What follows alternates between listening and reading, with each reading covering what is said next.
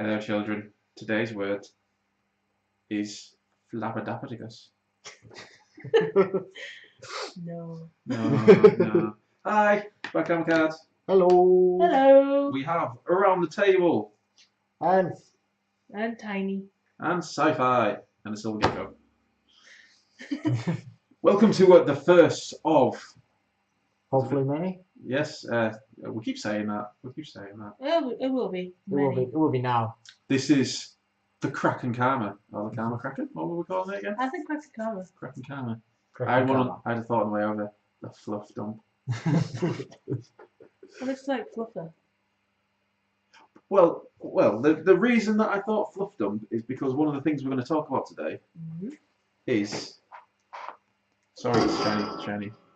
So shame. I'll turn it the right way up so Everyone can see. Yeah. Conquest. So why the fluff dump?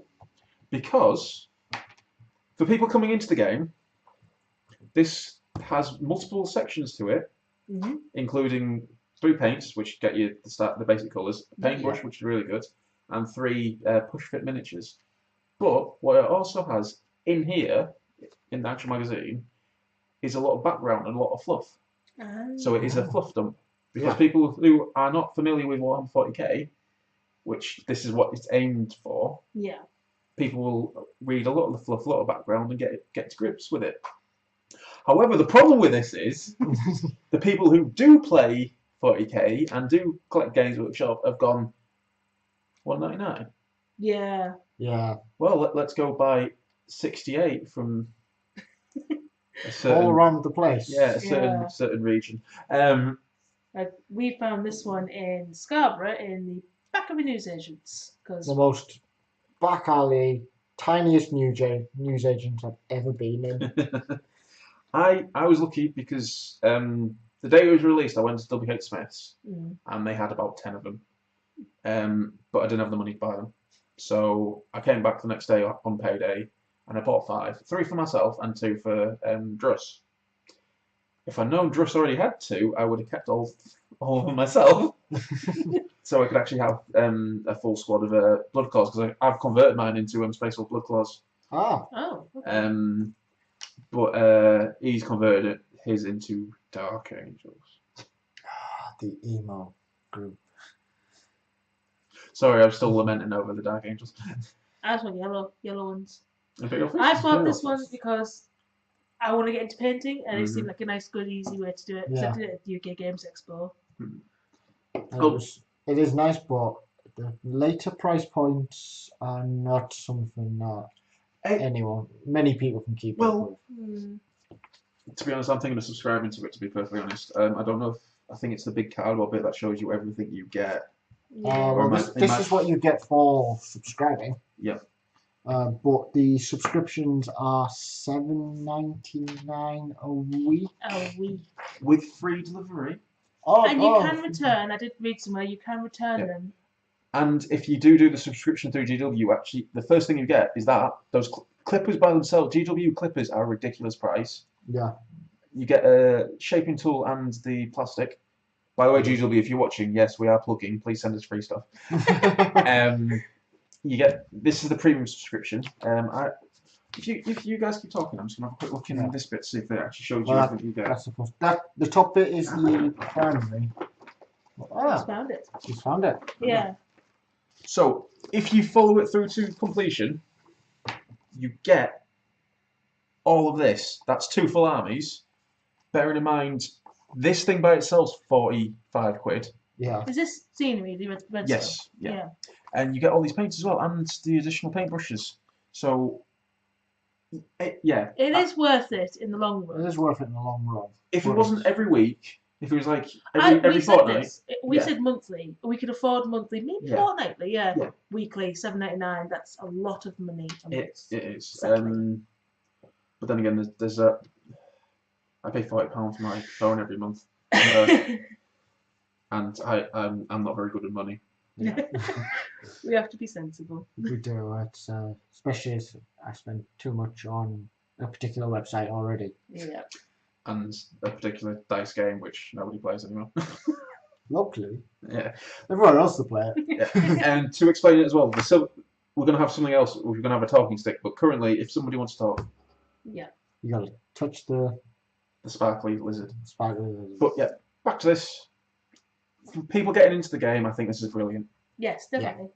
It's gives you everything you need to play, everything you need to paint, and it gives you a constant feed of information on the game and the lore, because the 40k lore is massive.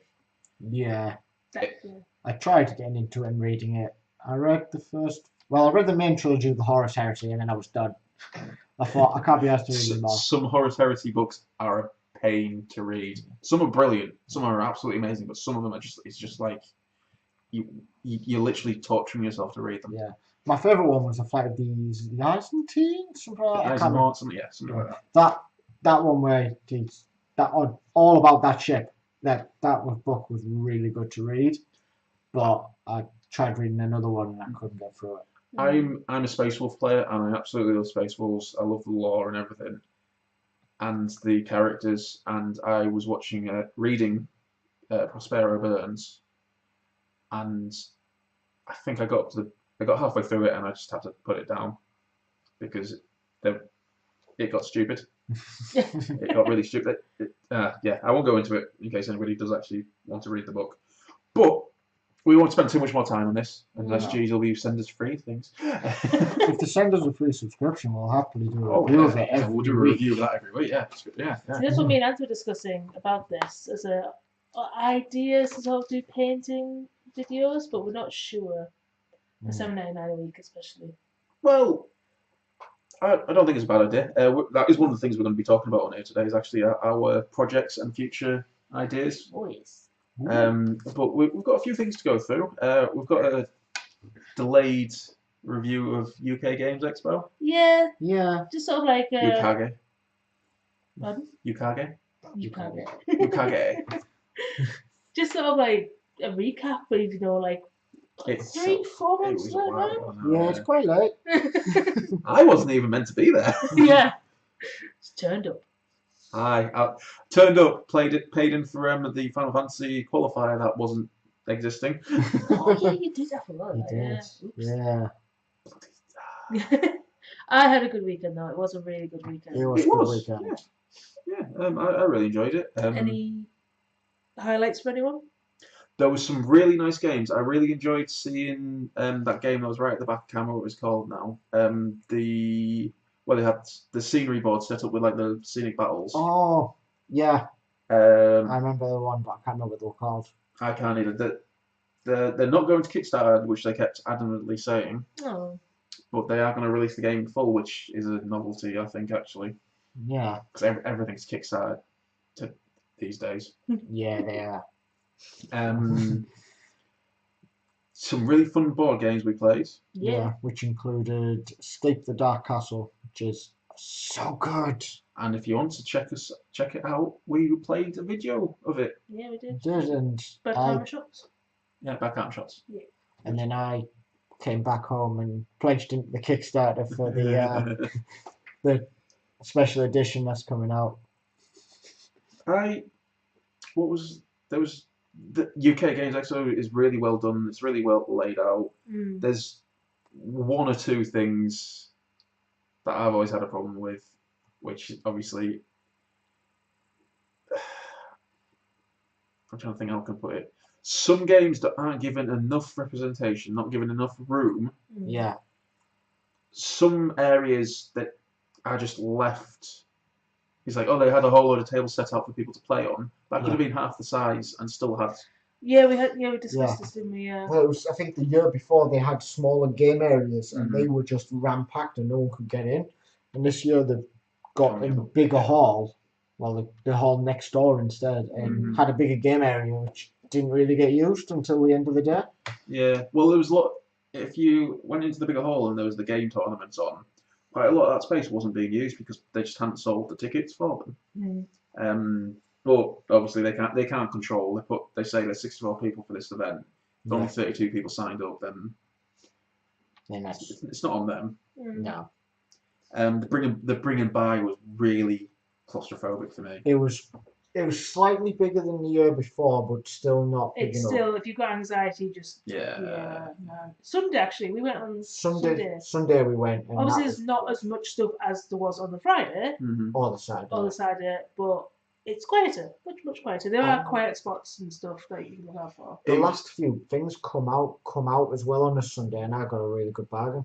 Yeah. The other problem I had was it was a tiny problem really. I didn't realise there was the GW painting side. GW turning up to non-GW events like UK Games Expo is amazing. Yeah. It's a proper step forward for them. Them actually acknowledging that there are other games out there. Them not just blindly denying it. But on the other side was the Forge World stand. And I didn't know that until the last day because it wasn't it wasn't very well advertised. And I turned up going, oh, right, well, cool. Have you got this? And I'm like, yeah, we did.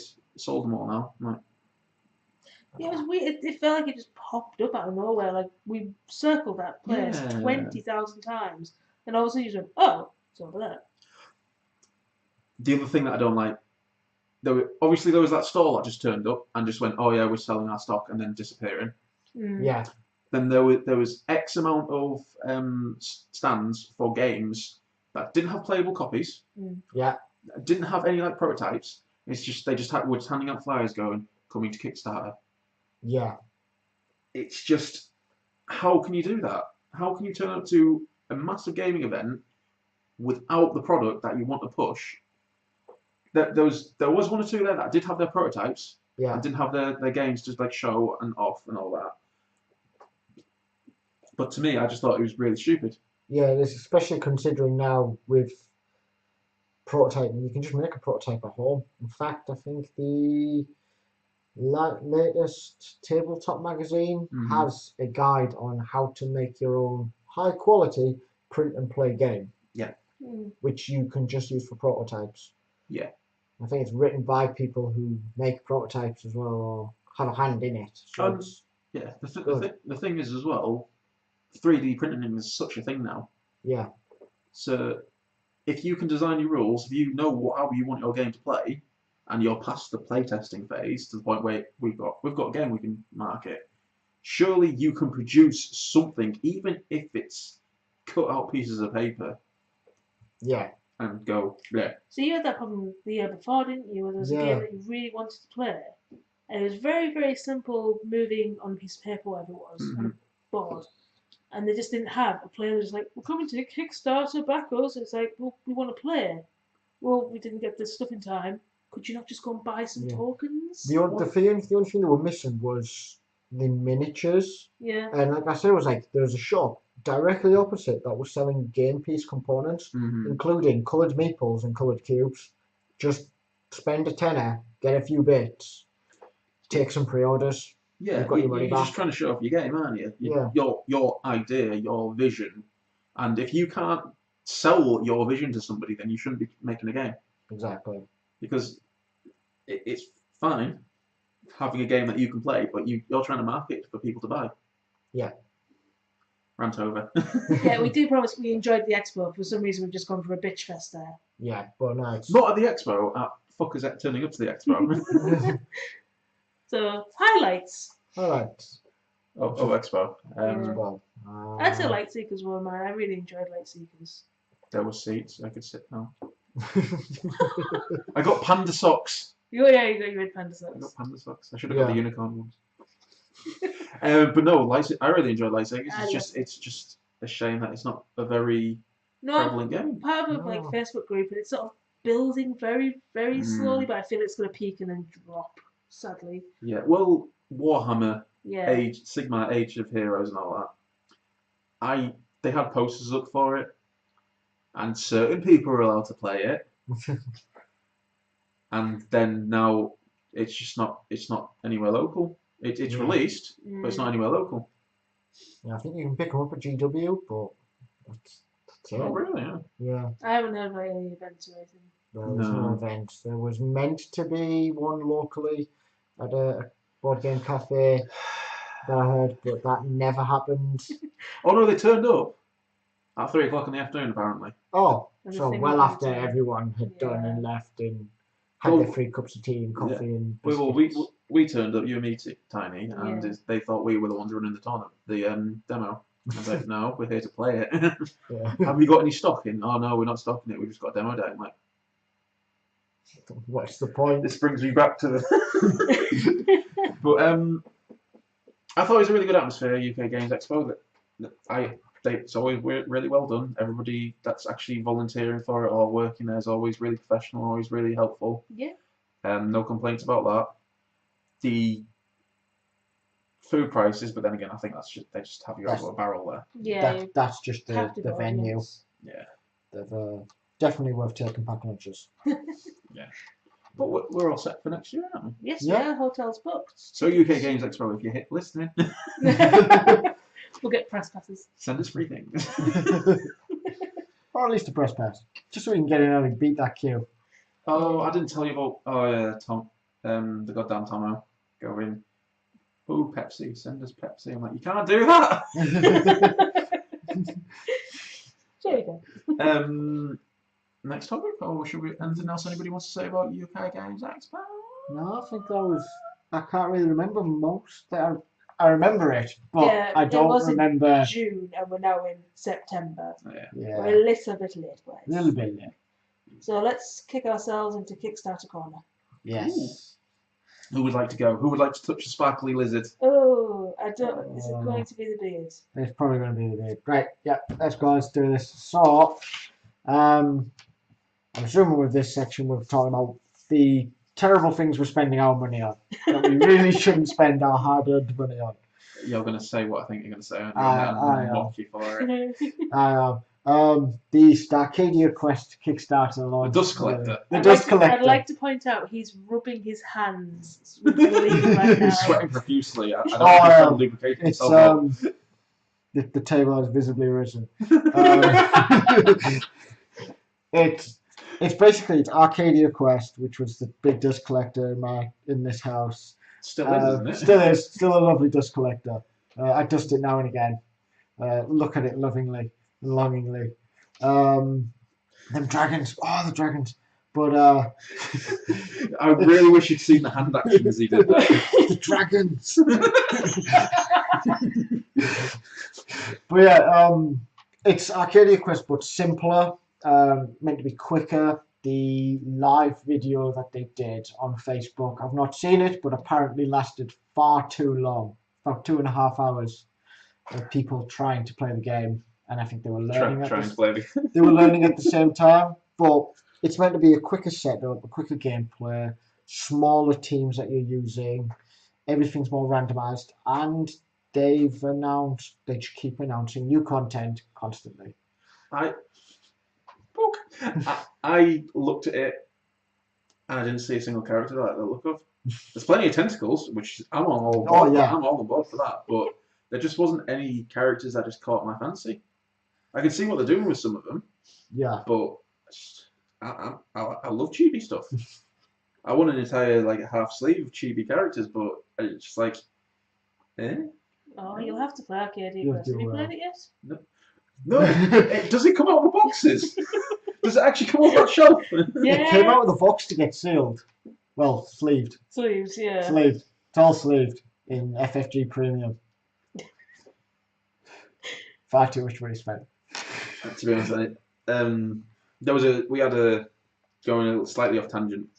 We had a poll for what game that people want us to play, which somebody didn't vote on. Did I thought it? They didn't vote, no. Oh. Vote now. Which one?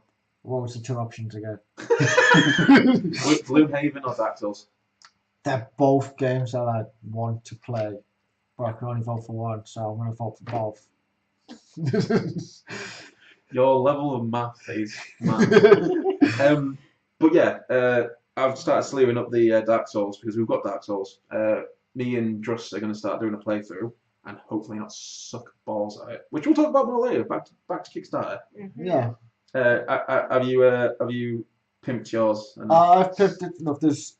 What they've done now is there's 2 expansions that they've put in it. Well, it's technically 3, but one of them's just pledge level. So if you're not doing that pledge level, go do that pledge level so we can get more stretch goals. But But basically, they've introduced 2 expansions which are optional buys.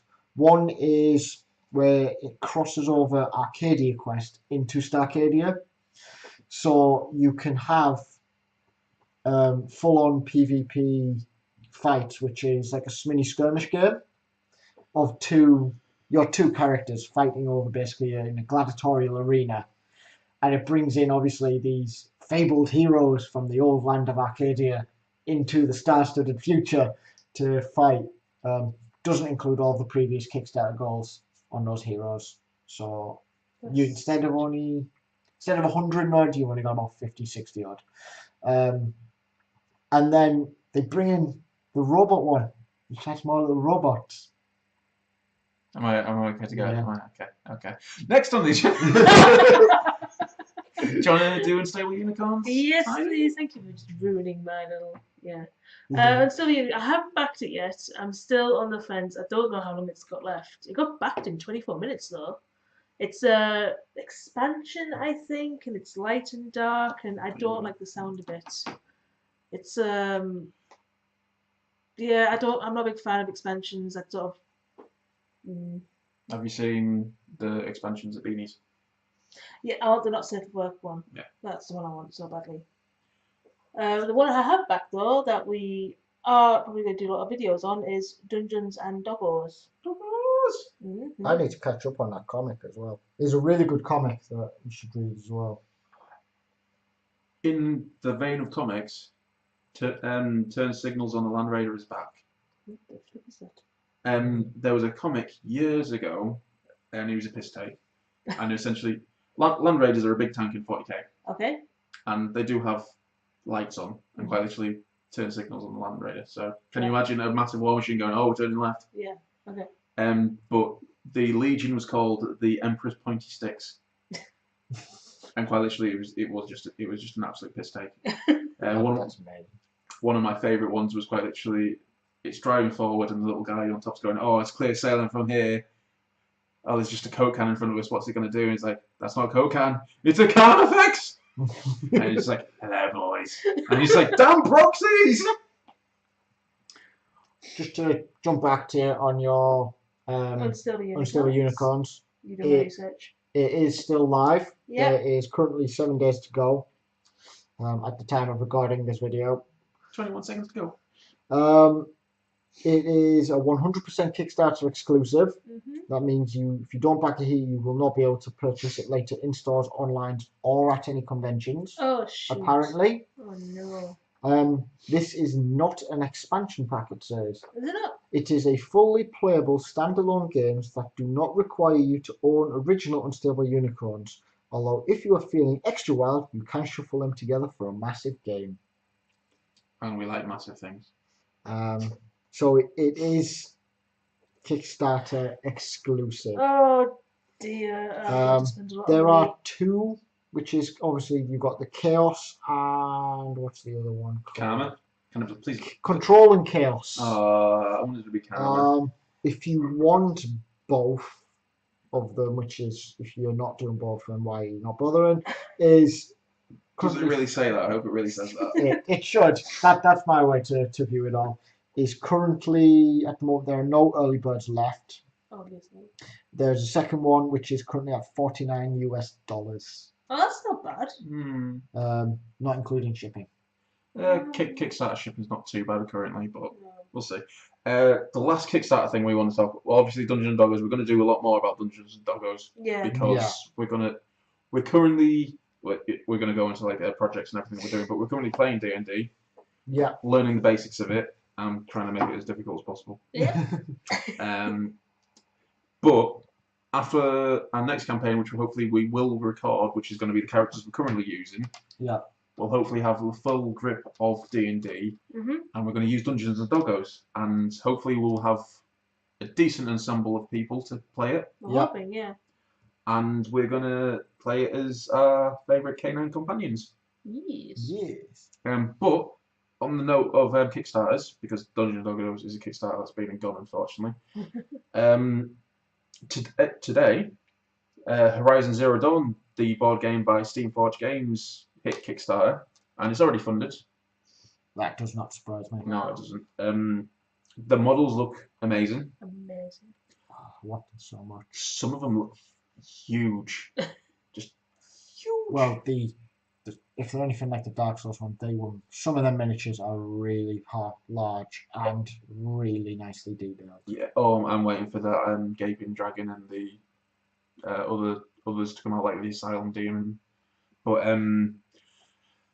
quite literally, I'm looking forward to it. The problem is, the expected shipping date is 2020.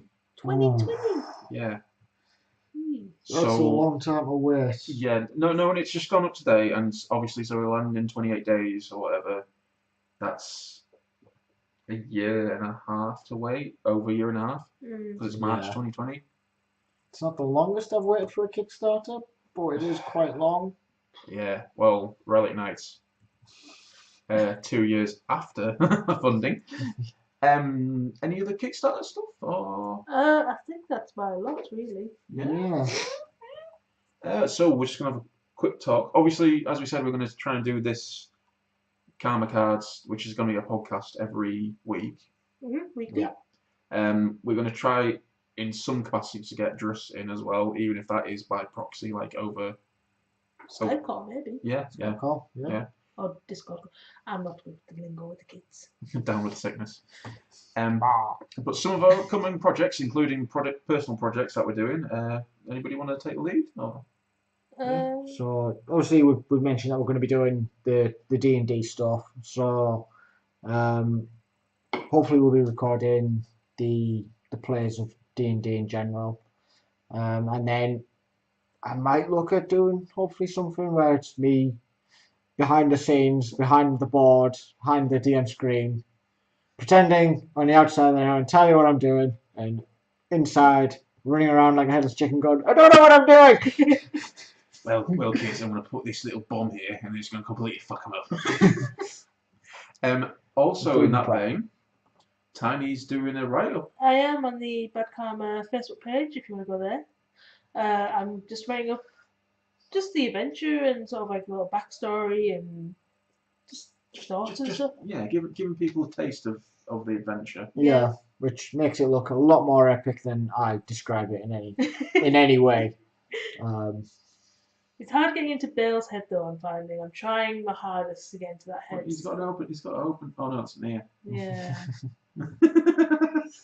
I'm not chaotic in any way of the world. I just don't know how to be chaotic. I am rigid.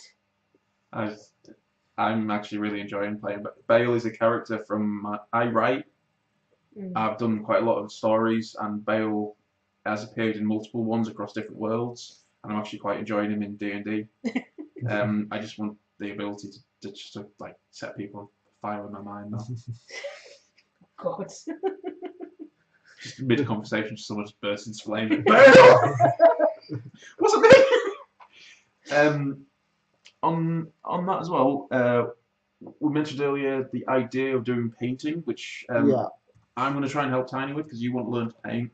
Yes. I've been putting paint on models for a long time. I don't know if I've been painting. Probably with my finger. I attempted to once. It didn't really work. I decided I wasn't good at it. So I leave everything unpainted. It hurts people to play my games. I remember going to a tournament. It was a War Machine tournament, and quite literally leading up to it, they were damn adamant that everything had to be painted. Everything. I'm like, right. And the usual minimum 3 colours, not including base coat, which is the standard for tournaments. I busted my ass to paint a Retribution army. Retribution had just been released at the time, and I painted them. They weren't great by any measure of the imagination, and I plonked them down. And on the table next to me, someone plonked down an entire silver army that they'd bought on the day to play in the tournament. And I'm just sat there going, my word. People wonder why I have anger issues. But I'm a decent painter. I've won 1 or 2 painting awards over the years, like really? Small ones, not good ones, not like Golden Demon. Or I wish I was that good at painting to win Golden Demon just to get a bloody sword. I know a few people were good at it. I don't know whether they're good enough to get to that level, but That's distracting. there's a few guys I know who he started out where he couldn't paint for toffee, and now he, I think, custom paints for as his job or side job. If I put the effort into it, I am a good painter, but I'm just a lazy painter. If I can get away with doing the minimum effort, I can do it. But if I actually sit down and do a paint job, then it can turn out half decent. Oh, I did at the UK Games Expo in the free GW stall, and I really enjoyed that. So I thought I'd like to give it a go. Yeah, I find painting very relaxing. But moving on, that's one of the, so obviously we're gonna have the D&D in the future. Not anytime soon, really. Yeah. No, not just while we get to the grips, because we don't want us to see the bad side as it happening so far. Yeah. Where we're just trying to stumble around, learning. Do you want to go to bed? No. Do you want to go to bed? The plot tells you to go to bed. Please go to bed. Running around, just burning the place down. But we're going to try to do some painting. It'll be Tyney's adventures. Oh my god, can I grow an afro like Bob Ross? Oh, that'd be amazing. So If not, we'll just buy one. I'm sure we can find someone to sell it. Well, obviously, have you seen that Deadpool where he's got the Deadpool and I love that. happy little trees? We're obviously going to keep going with the Karma shots, which is we're going to actually record one after this, hopefully, aren't we? Hopefully, yeah. Hopefully. Which is just our one-off gameplays. What else are we planning on doing? We mentioned Dark Souls. Yeah. There's the interesting game of Keyforge when that comes out. Yeah, I think we're going to jump in there quite feet first, really, aren't we? Yeah. Obviously, the model that they've developed for it, you only need to spend, I think, it's about £10, and that's it to jump in. Technically. Yeah. I think quite literally, I'm going to buy the starter deck, which gives you 2 learning decks, which we'll use to. I want to do videos where we actually teach people to play the game, so hopefully that'll be one thing. Yeah. So like an idiot's guide. Yeah. Well, it will be an idiot's guide because I'll be. Running it. The good thing as well is with the starter decks, they are pre-constructed, and anyone that buys a starter set will always have those. So those videos will be relevant to anyone who buys the starter set all the time. Yeah.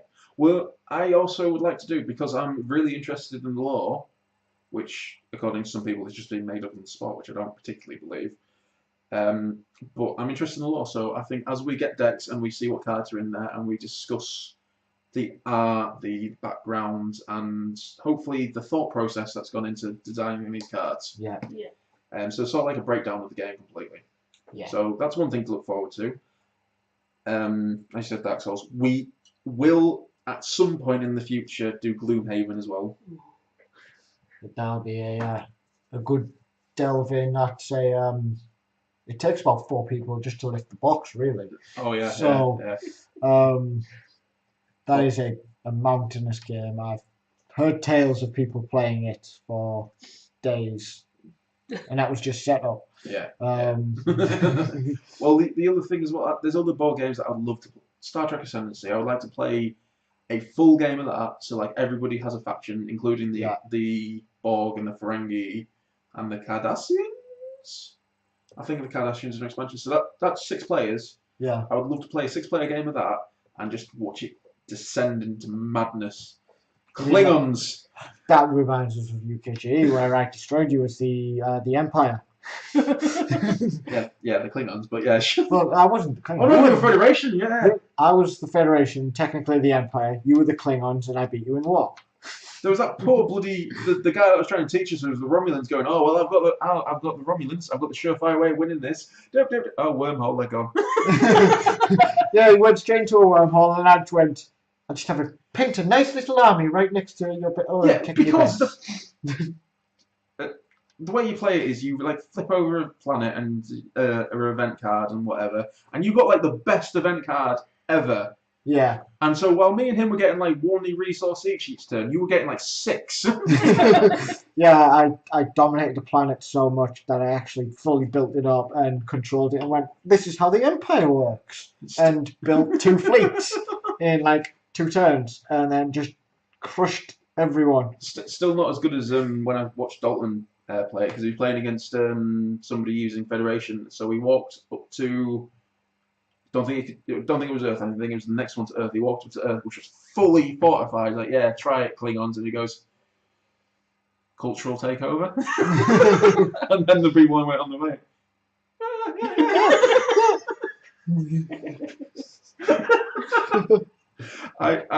I think there's I would really like to play that. There's a couple of other really good games that I want to play. The Dark Souls one, me and Druss will be ham-fisting our way through it.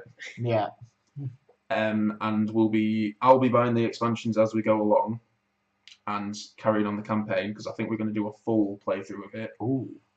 And the good thing about doing the full playthrough and the campaign rules is players such as Tyney and yourself could drop in and drop out. Oh. Right, okay. There's rules for that because it increases and decreases the spark value essentially. Ah, so that's alright then. Yeah, so people can just drop in, drop out.